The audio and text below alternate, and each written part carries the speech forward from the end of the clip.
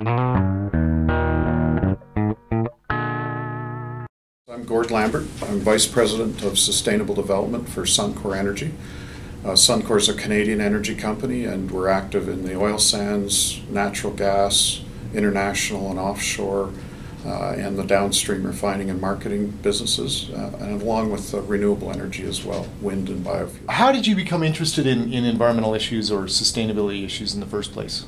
Well, first off, I'm a biologist by training, and so that generally took me into the environment area and environment and energy.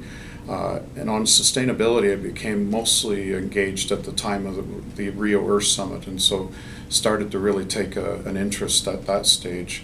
I was seconded to the Secretariat of the Alberta Roundtable on the Environment and Economy, and that put me on a pretty aggressive learning curve from that time on. So what did you hope to achieve, like when you were in the early days? Where did you see yourself going? Well, I think the Brundtland Commission at that point in time really articulated this view that a strong economy, a healthy environment, and social well-being are interdependent. You can't have one without the other. And I think thinking in an interdependent way about the economy, environment, and society was really a spot that I felt the solution space for a lot of the issues we're tackling needed to go. So Gord, we're now in 2010. What do you think the most pressing issue, sustainability issue, is today? Well, I might be a bit energy-centric in this, but I think fundamentally we do need to change how we produce and use energy going forward, and for a variety of reasons. And so it's from an environmental perspective and a carbon-constrained future. It's from an economic perspective, when you look at competitiveness and access to resources and just what it takes to keep our economies going. And then from a social point of view, it revolves around how we use energy and the choices we make there. And with the backdrop as well of going from 6 to 9 billion people on the planet. So you need energy to develop the developing world. You need energy to advance people in education and elsewhere. But the choices we make and how we go forward are going to be very critical. So you thought you'd take the biggest challenge you could find? Well, yeah, and I sure don't pretend that I have all the answers. I have a really powerful set of questions.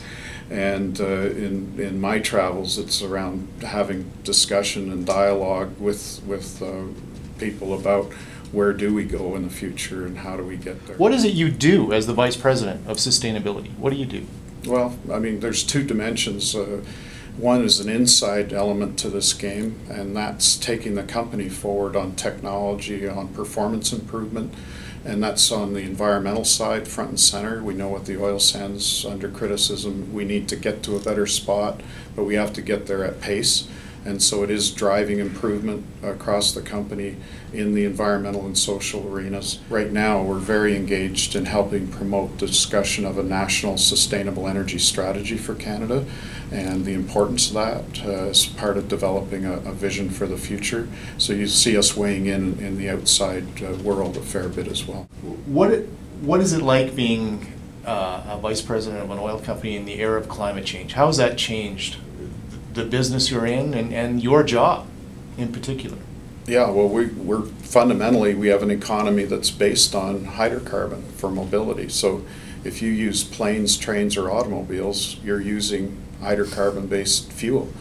And now we've come along, and you think back to Henry Ford when he made the choice to go to the internal combustion engine. It wasn't with foresight that climate was going to be an outcome of that, but it put us on a particular path. And so now, roll the clock forward, carbon is a constraint. We need to take it on as a challenge, and we need to transform our energy system, how we produce and use energy. So it's one of the most challenging times, in my view, to be in this sector, because we have to be part of helping to chart what those possibilities could be. And through technology and innovation, we have to be part of creating that energy future. What was your first encounter with the Pembina Institute? Well, it was in the early 90s time frame when the Clean Air Strategy for Alberta was underway, and Rob McIntosh and I were working really intensely on that piece of work, and we helped to create the design for what's now the Clean Air Strategic Alliance. And so it was a really exciting point in time.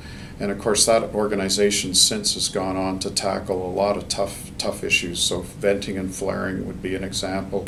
SO2, airshed management within the province. So a lot of real great progress there.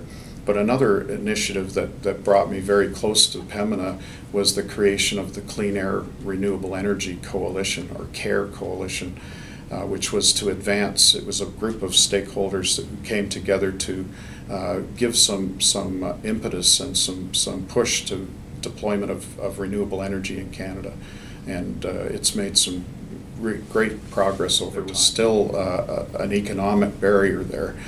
We lobbied the federal government and worked actively with them to develop what became the Wind Power Production Incentive Program, 2 cents a kilowatt hour, that was put out for all Canadians. And the sector now has gone from 100 megawatts to 3,200 megawatts of installed capacity, and another 4,000 in the development pipeline. And so you just see that sector having taken off.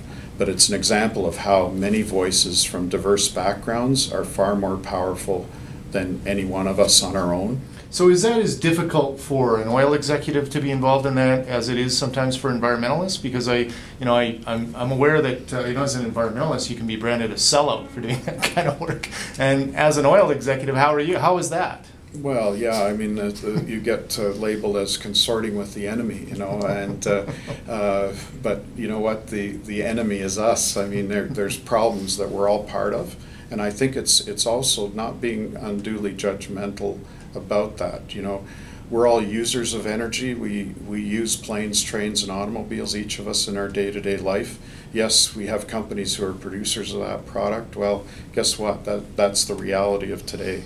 But how do we get to solutions on some of these tough challenges? And that's hard work. Like, it's easy to be against things. It's hard to determine what you're for and what the solutions to these challenges should be. But it is a leap of faith, but I think well-grounded, that you're more likely to get to good solutions by diverse interests and perspectives coming together than working in silos. How do you feel Pembina's made a difference? It's kind of interesting. It's an organization that started in response to essentially the sour gas blowout at Lodgepole in Alberta in 1982 or something like that. And today it's got offices across Canada. It's probably a little different, and it's probably similar in many ways. But how do you think it's made a difference? Well, I think both Pembina and myself in the job I do, we're in the creative tension business. So think of that as taking the elastic band and stretching it, and using creative tension to get to solutions on problems. So I think when each of us are at the best of our games, we're doing creative tension very well. And that's benchmarking. It's putting a spotlight on problems. It's creating a vision of what's possible. All of that can engage creative tension. I think what's unfortunate here in the near term, or at least this last several years, has been a much more adversarial and emotion-based dialogue of oil sands, and I think that's created what I'll refer to as emotional tension as opposed to creative tension, and it hasn't been forward-moving often. It's led to gridlock. And I think that's the thing that I get most worried about, is if we get stuck on gridlock at a point in time when we have very significant energy challenges to address, then we're not going to make nearly the progress that's possible when we're on our game and are engaging creative tension. Gord, it's been a long time. You've been, and our paths have crossed many times over the years. And thank you very much for participating in our video interview series. Pleasure, David. Thanks.